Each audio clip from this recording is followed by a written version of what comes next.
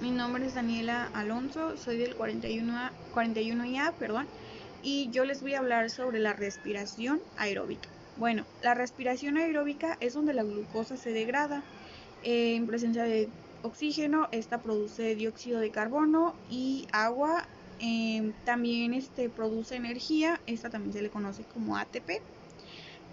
Para llevar a cabo pues esta etapa o proceso de respiración aeróbica consta en 3 procesos. El primer proceso se llama la glucólisis, la segunda etapa es el ciclo de Krebs y la tercera es la cadena respiratoria. Y pues ahorita les voy a explicar más o menos en resumido qué es lo que hace cada etapa o qué es lo que produce para llevar a cabo pues la respiración aeróbica. Sobre las etapas para poder hacer el proceso de respiración aeróbica. La primera etapa se llama la glucólisis, como ya había dicho. Esta se lleva a cabo en el citoplasma, donde las moléculas de azúcar, o sea glucosa, sufren una primera degradación en el citoplasma, se rompen por mitad y se forman pues compuestos de carbono. En este caso se forman 3, el ácido puríbico, y pues esta ruptura que se hace, se libera energía en los enlaces químicos que mantienen unidos a los átomos de la molécula y da lugar a la síntesis de las moléculas del ATP. En la segunda etapa, que es el ciclo de Krebs, se produce en la matriz de la mitocondria, donde mi compañera les va a explicar más a fondo y detalladamente. Finalizar en la tercera etapa, que es la cadena de respiración, pues esta ocurre en las crestas de la mitocondria. En esta última etapa, la respiración celular se produce a través de las crestas, estas a través de distintos pasos, donde las moléculas que aceptaron los átomos de hidrógeno durante las etapas anteriores se liberan y pues estas reaccionan con el oxígeno molecular y además esta produce más ATP y agua para que pueda hacer la respiración aeróbica de forma correcta en las plantas. El proceso de la glucólisis. La glucólisis, también conocida como ruta de Enden-Meyerhof-Parnes, es una ruta catabólica lineal y anaeróbica que ocurre en todas las células, tanto en las procariotas como en las eucariotas, en el hialoplasma celular, por lo que se trata de una ruta citoplasmática. Son una excepción las células vegetales fotosintéticas, en las que la glucólisis se da también en el estroma de los cloroplastos. La glucosa, que se puede tener en diversas procedencias, se oxida para originar piruvato, ATP y coenzimas reducidos, como es el NADH. Las etapas de la glucólisis. La glucólisis comprende un total de 10 reacciones. Una enzima específica cataliza cada una de ellas. En ella se distinguen 2 fases, la fase preparatoria y la fase de obtención de energía. La fase preparatoria, en esta fase se gasta energía en forma de ATP cuando la glucosa se fosforila y se transforma en glucosa 6-fosfato, y también cuando se fosforila otro intermediario de la ruta, la fructosa 6-fosfato. La fase de obtención de energía, en esta fase se empieza a obtener energía en forma de 2 moléculas de ATP y 2 moléculas de NADH, que se incorporarán posteriormente a la cadena de transporte de electrones. La glucosa se fosforila mediante un enlace de tipo éster entre un grupo fosfato de una molécula de ATP y el grupo OH del carbono 6 de la glucosa, formando glucosa 6-fosfato. Está catalizada mediante una hexoquinasa. La glucosa 6-fosfato se transforma en un isómero, la fructosa 6-fosfato, es decir, la aldohexosa pasa a ser una cetohexosa. La reacción está catalizada por la glucosa 6-fosfato isomerasa. De nuevo, la fructosa 6-fosfato se fosforila con un grupo fosfato cedido por un ATP y se une al grupo OH del carbono 1 de la fructosa, obteniéndose fructosa 1,6-bifosfato. Esta reacción está catalizada por la fosfofructoquinasa 1. La fructosa 1,6-bifosfato se rompe por acción de una aldolasa, fructosa 1,6-bifosfato aldolasa, en dos azúcares de 3 átomos de carbono, la fosfohidroxiacetosa y el gliceraldehído 3-fosfato. La DHAP se convierte fácilmente en gliceraldehído 3-fosfato, de tal forma que a partir de este momento la glucólisis continúa utilizando como sustrato dos moléculas de gliceraldehído 3-fosfato. Esta etapa es la que inicia la fase de obtención de energía, y a partir de aquí todos los metabolitos que se obtengan han de multiplicarse por 2. El Ga3P es oxidado de tal forma que pasa a gliceraldehído, permitiendo la obtención de una molécula de NADH más hidrógeno, a la vez que fósforo inorgánico se une al grupo ácido del carbono 1 de la molécula, obteniéndose así 1,3-bifosfato glicerato. Está catalizado por el gliceraldehído 3-fosfato deshidrogenasa. El 1,3-bifosfato glicerato pierde un grupo fosfato que cede al ADP, formándose 3-fosfoglicerato y ATP. Esta manera de obtener ATP sin la necesidad de O2 se denomina fosforilación a nivel de sustrato. Una enzima de fosfoglicerato mutasa transfiere al grupo fosfato del 3-fosfoglicerato al carbono 2, formando 2-fosfoglicerato. El 2-fosfoglicerato se deshidrata y pierde una molécula de agua, formando el fosfoenolpiruvato. Participa una enolasa. En la última reacción se forma otra vez una molécula de ATP por transferencia del grupo fosfato del fosfoenolpiruvato a una molécula de ADP y se obtiene el producto final de la glucólisis. El piruvato cataliza esta reacción. En las etapas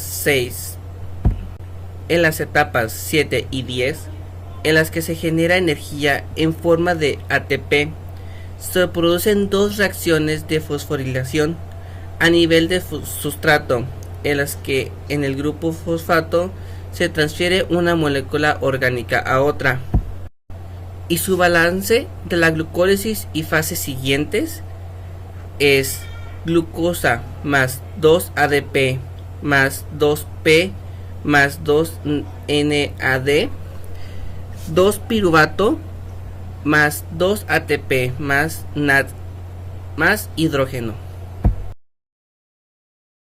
Buenos días, yo vengo a explicarles el ciclo de Krebs, que es una ruta metabólica. Se condensa el aceticoenzima con el oxalacetato y se convierte en citrato. Esto se da mediante la enzima citrato sintetasa. En el citrato sale una molécula de H2O para que se pueda convertir en cis-aconitato, y todo esto lleva a cabo la enzima aconitasa.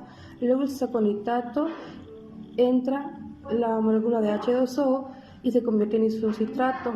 Todo esto lo lleva a cabo la molécula la enzima de aconitasa, Luego el isotrato para que se convierta en oxalosucinato se necesita de la enzima isocitrato deshidrogenasa, que en esta parte entra un NAD y sale un NADH y se generan 3 ATPs.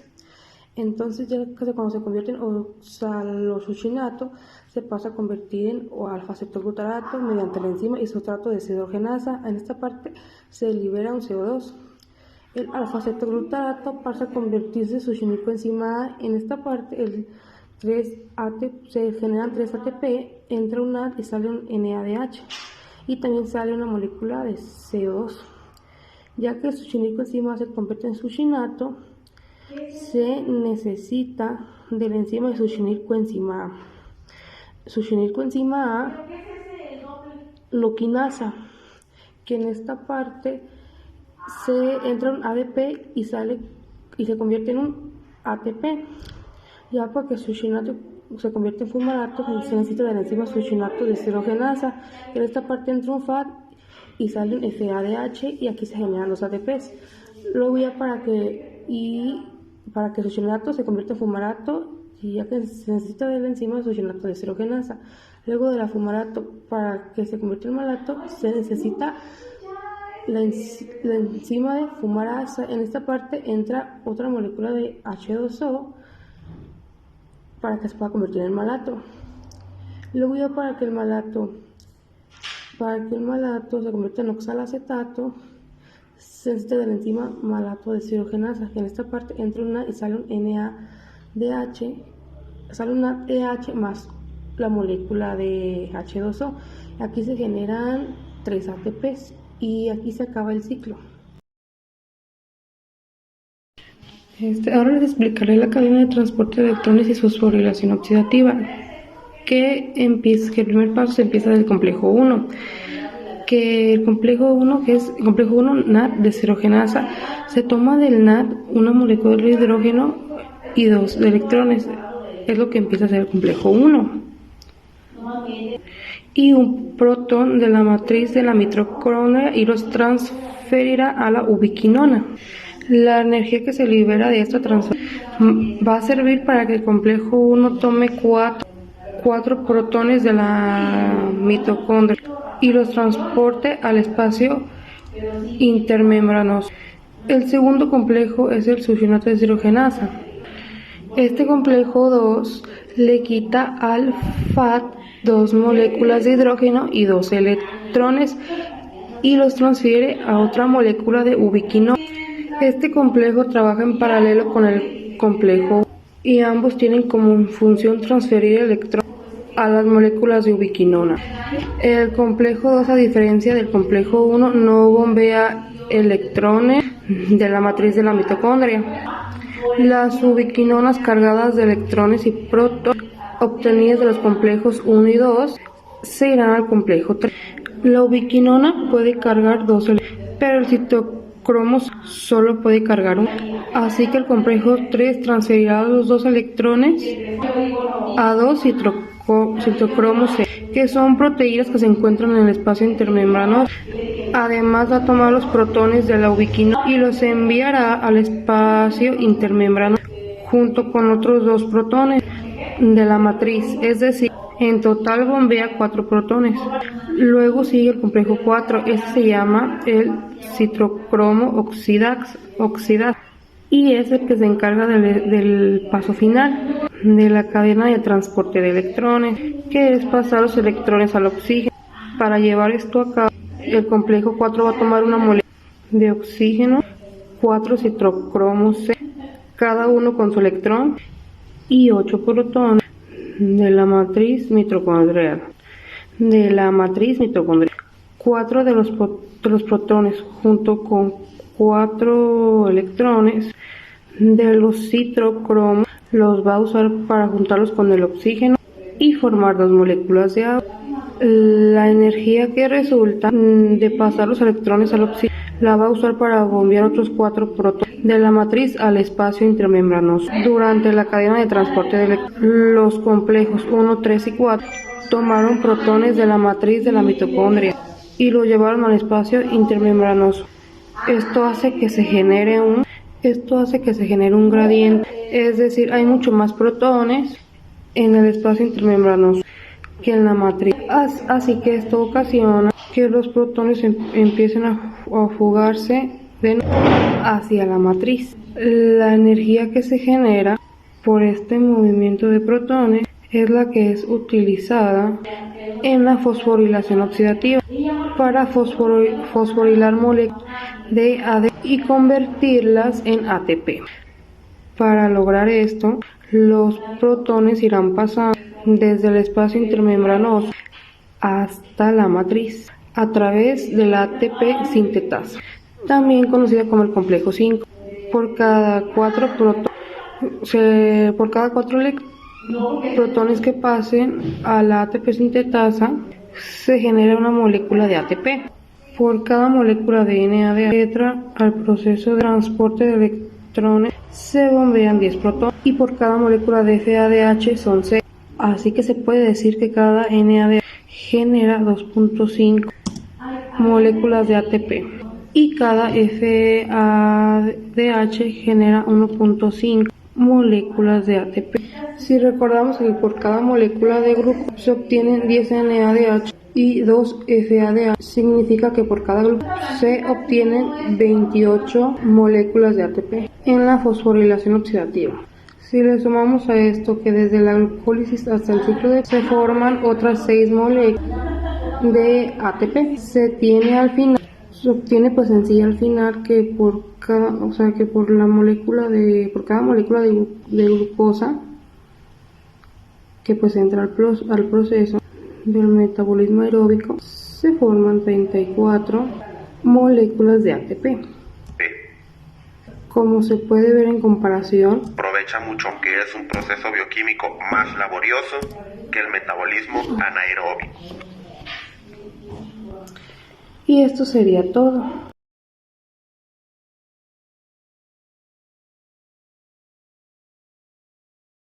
Listo. Buenos días, mi nombre es Amiga Lisbeth Alonso González. Vamos a entrevistar a la maestra Yolanda Ruiz Suárez. Ella es una maestra, ella realizó la maestría en ciencias en biotecnología en plantas y nos va a responder un pequeño cuestionario acerca sobre en qué se especializó y cómo es su importancia. Hola, buenos días. Para usted, ¿qué es la agronomía o qué conocimiento tiene de eso? ¿De qué es? Bueno, la agronomía pues es la ciencia o las ciencias que se encargan de estudiar la producción agrícola y pues es muy importante porque gracias a ellas se da la producción de alimentos. ¿Qué proyectos ha implementado que tenga relacionado a la agronomía y parte de lo que es su maestría? Bueno, yo como ingeniera en industrias alimentarias llevé también algo de producción agrícola y de ahí nació mi inquietud para profundizar un poco más en el conocimiento de las plantas. De ahí decidí estudiar la maestría en biotecnología de plantas y durante esta maestría pues realicé algunos proyectos de desarrollo de fruto, pero mi maestría se enfocó mucho más en biología molecular. Este proyecto tuvo como objetivo identificar algunos genes que tenían que ver con la maduración de frutos, que es también un proceso de regulación, un proceso bioquímico muy importante para poder evitar los desperdicios de productos vegetales. ¿Y por qué decidió trabajar o cuál fue su iniciativa para estudiar? Bueno, pues hoy en día se tienen grandes retos en la agricultura. Por ejemplo, la producción masiva de alimentos, porque cada vez hay más personas, cada vez se requieren más alimentos, mejores alimentos y con menos recursos. Y la biotecnología pues es una herramienta clave hoy en día para poder hacer frente a ese reto. Y de ahí nació mi inquietud de estudiar algo relacionado con la biotecnología y bueno, pues también conocer un poco más, adquirir técnicas, herramientas de vanguardia, por ejemplo los alimentos transgénicos. Estoy trabajando con transgénicos, con alimentos transgénicos para evaluar lo que tiene que ver con la relación de los frutos. Entonces pues estos conocimientos son muy importantes de entender cómo se regula el proceso para poder aprovechar los usos de las herramientas y incorporar estos procesos y de esa manera poder dar servicios, puede ser que van a llegar a ciertos niños cercanos que puedan aprovecharse más y de más. La siempre hay unas en la organización desde usos materiales humanos. En caso de la refiero, no puedo hablar mucho. Tú ves a mi nivel para mi tiempo, pero siempre la organización es muchas cosas educadas y desde la organización no es como y la referencia de cosas, la referencia no es que o transformar, pero es parte del mundo que te vas viendo algo que significa que recursos de información y van a ver al y que al es fácil. Y voy a preguntar algo, ¿por qué se llama pues de marketing? Porque todas las cosas son Buenas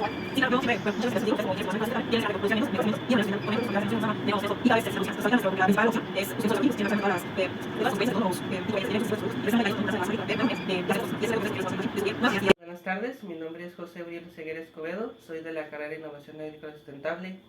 El día de hoy vamos a entrevistar al maestro Pedro Sandoval. Él es ingeniero industrial y él tuvo su maestría en producción en innovación agrícola. Maestro. Hola, mucho gusto. Para usted, como ingeniero agrónomo, ¿qué significa la agronomía? La agronomía, pues es el arte o la ciencia, me gusta decirlo, es el arte de producir alimentos para la sociedad. Ok, ¿qué hace un ingeniero agrónomo? Bueno, pues un ingeniero agrónomo tiene la capacidad de producir alimentos, pero de producir alimentos de una forma segura, de una forma inocua, alimentos que sean adecuados para el consumo fresco. Sería lo ideal que fuera alimentos para el consumo en fresco. Muy bien, ¿qué característica debe tener la planta para que se pueda producir bien? Debe tener la planta para que se pueda producir bien. Bueno, pues debe ser una planta saludable primero, una semilla de calidad, una semilla que sea viable. Después de esa semilla hay que tratarla con sus respectivos nutrientes y sus respectivas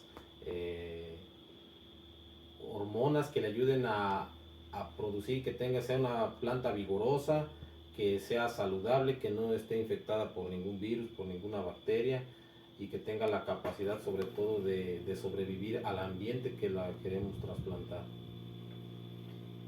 ¿Qué dificultades ha tenido en un cultivo de su cosecha?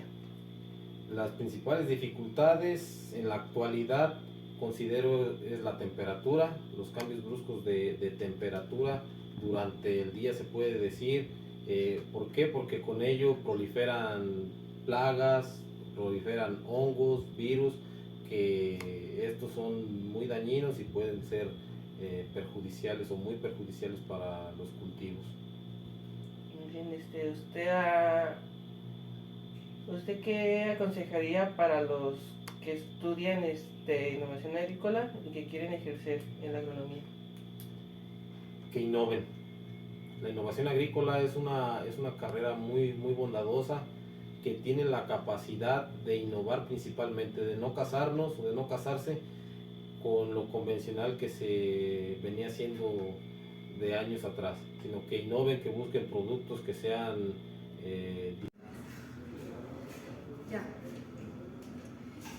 buenas tardes. Hoy venimos a entrevistar al profesor que es biólogo y tiene una maestría en fisiología y genética vegetal. ¿Nos puede decir su nombre? Mi nombre es Gamaliel Valdivia Rojas. Pues yo vengo a entrevistarlo, le voy a hacer unas preguntas. La primera sería, ¿por qué es importante, por qué cree usted que es importante la agronomía? Bueno, la agronomía es importante porque de ella depende la producción de alimentos, ¿verdad? No solamente la producción de alimentos de origen vegetal, sino también muchos de origen animal, ya que pues los animales se alimentan de los vegetales, ¿no? Entonces, la parte agronómica que se encarga de la producción de plantas, que tienen que ver con el consumo de los alimentos, pues es muy importante porque sin ellos, pues las sociedades no podríamos avanzar, ¿sí? Entonces, por un lado los alimentos, de luego para humanos, pero también para los animales. ¿Considera importante la fisiología vegetal? Sí, la fisiología vegetal es un área dentro de lo que es el conocimiento de las plantas, en este caso de la agronomía, porque gracias a que nosotros logramos conocer cómo es que trabaja una planta, cómo es que respira, cómo es que hace fotosíntesis, cómo es que transpira, gracias a ese conocimiento nosotros podemos hacerlas que las plantas produzcan durante, por ejemplo, épocas del año que normalmente no producen. Entonces nosotros modificando esos patrones, ya sea ambientales o de riego, nutrimentales, podemos, y conociendo la fisiología de la planta, podemos hacer que produzcan en épocas del año que normalmente no producen. ¿Usted sabe qué es la agrocólisis o cómo influye en la agronomía? Bueno, la glucólisis es un proceso bioquímico que lo realizan todos los seres vivos, incluyendo las plantas, y es muy importante porque tiene que ver, si recordamos, las plantas hacen dos procesos importantes. Uno que es la fotosíntesis, que es la captura del carbono y lo convierten básicamente en glucosa, ¿no? Y luego la glucólisis es el proceso de cómo se rompe o cómo se descompone la glucosa. Y básicamente eso es lo que le da la energía a la planta. Entonces la planta tiene que hacer fotosíntesis y tiene que hacer respiración, es decir, glucólisis, para degradar esa glucosa que ha generado. Entonces es muy importante porque si nuestra planta no realiza fotosíntesis de manera adecuada, por condiciones de temperatura, de luminosidad, de nutrientes, pues obviamente que va a ser una planta que no va a poder respirar adecuadamente, no va a poder generar la energía suficiente para que pueda producir, ¿verdad? Entonces nosotros podemos manipular esos procesos para que nuestra planta haga fotosíntesis y al mismo tiempo haga una buena respiración, empezando por el proceso de glucólisis, y de ahí obtenga una buena cantidad de alimento para que produzca más. Con todo el conocimiento que tiene, implementado un proyecto de investigación. Sí, aquí en el laboratorio de biotecnología trabajamos con la fisiología de las plantas, pero en cultivo in vitro.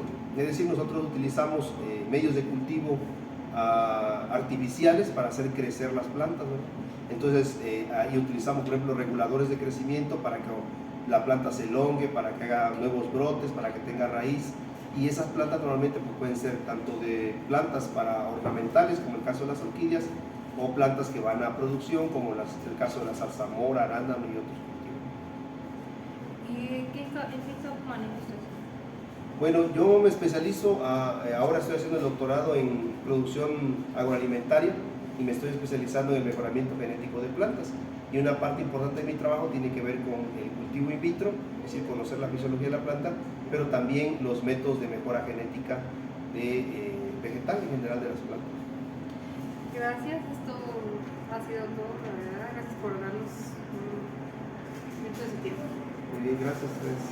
Gabriela Escobedo, Innovación Agrícola. El día de hoy me encuentro con la maestra Yadira, es bióloga. Maestra, ¿quiere hacer unas preguntas?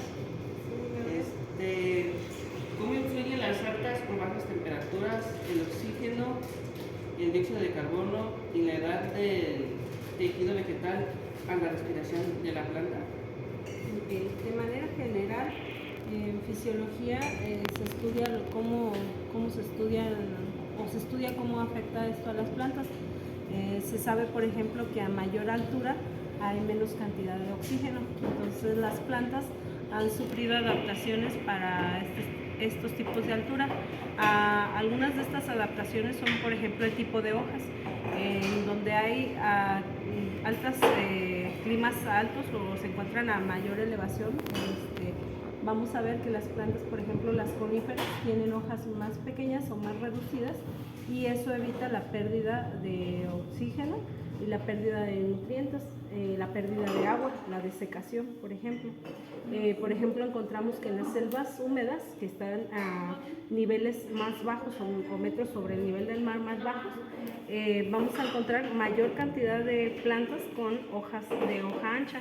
Esto ayuda a la transpiración de la planta. Entre más superficie foliar tenemos, más cantidad de estomas tenemos. Entonces, esto ayuda a que se libere más pronto el oxígeno y también la pérdida de agua. Entonces, tenemos, si la planta está inundada, a partir de estos estomas los abre y libera agua a través de estos estomas o células que están adaptados para la pérdida de agua en ambientes donde hay mayor concentración de agua y igual mayores concentraciones de oxígeno. Entonces, la altura y la temperatura están asociadas al desarrollo de las plantas y a las adaptaciones que estas tienen. Igualmente también lo que es el tejido vegetal, pues obviamente entre más joven es un tejido. 3. Hola, buenos días. El día de hoy me encuentro con el agricultor José Socorro Ceguera Guzmán. Él tiene conocimiento en fruticultura. Buenos días. Para usted, ¿cómo influye las altas o bajas temperaturas, el oxígeno, el dióxido de carbono y la edad del tejido vegetal a la respiración de la planta? Bueno, es una pregunta muy interesante, bastante amplia, porque básicamente habla de la vida de las plantas. La cuestión de las temperaturas es muy importante en las plantas. Generalmente una temperatura adecuada debe oscilar entre 18 a 25 grados centígrados para que una planta se desarrolle lo mejor posible. Sin embargo, las plantas, como ustedes saben, tienen que adaptarse dependiendo de la región a la que pertenecen. Tenemos plantas que pertenecen a zonas áridas, semiáridas, zonas boscosas, zonas de la tundra, de la selva seca, selva húmeda, etc. Entonces cada una de las plantas se va adaptando a su medio ambiente, pero la temperatura es muy importante. Por ejemplo, si una planta se mantiene o crece, se desarrolla en una temperatura ambiente apropiada, pues le permite desarrollarse fácilmente, se desarrolla todo su follaje, su crecimiento y sus frutos son de buena calidad. Cuando, por ejemplo, se desarrolla en un ambiente muy frío, pues se tarda un poquito más en crecer, un poquito más en producir. Sus frutos generalmente son también un poco más pequeños. De esa manera le viene afectando el frío. Si es una temperatura muy alta, también le afectaría. A todos los extremos son malos. Es un ser vivo y a un ser vivo, pues, lógicamente le afecta los extremos. Para todos necesitamos tener un equilibrio. Es necesario cuidar las temperaturas en las plantas para que no les afecten. También es necesario considerar que el oxígeno es muy importante para ellas. Claro, el oxígeno depende de la fotosíntesis. El oxígeno en las plantas lo requieren sobre todo en las raíces, que es donde ellas absorben sus nutrientes. Si por ejemplo a una planta le falta oxígeno, pues se va a estresar y ya no va a poder absorber sus nutrientes completamente como debería de serlo, y lógicamente se va a empezar a desnutrir. Poco a poco va a empezar a morir, se va a amarillar, pues va a acabar su ciclo de vida. Respecto a la cuestión de los tejidos que tienen las plantas, pues ellas generalmente están produciendo tejidos constantemente, a diferencia de los animales. Ustedes saben, ellas se tienen que estar regenerando. Cada vez que se podan, cada vez que le cortamos una ramita, una florecita, pues se tiene que regenerar. Nuevamente vuelven a brotar retoños, y esas son las formas de tejido. Tienen 3 formas de tejidos diferentes, pero bueno, no vamos a andar en ellos. Pero por ejemplo, vamos a ver un ejemplo. El tipo de tejido que tienen en el tallo es un tipo de tejido, es los que los protege precisamente. Ahora, no sé qué otra cosa comentaste del dióxido de carbono. Sí. El dióxido de carbono, como saben ustedes, las plantas se alimentan de dióxido de carbono en el día y producen oxígeno.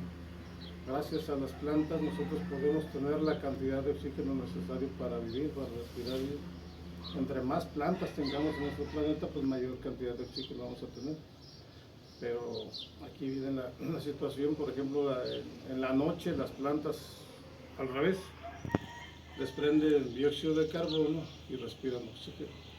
Ahí cambia un poquito. Por eso en ocasiones se tiene la creencia de que si metes una planta a tu cuarto te está robando el oxígeno, que eso solamente es un mito, pues, porque esa es su forma de trabajar.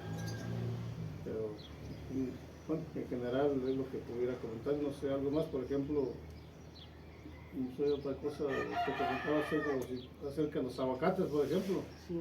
Por ejemplo, en algunos lugares, en algunas regiones, vamos a ver un ejemplo, aquí en esta región,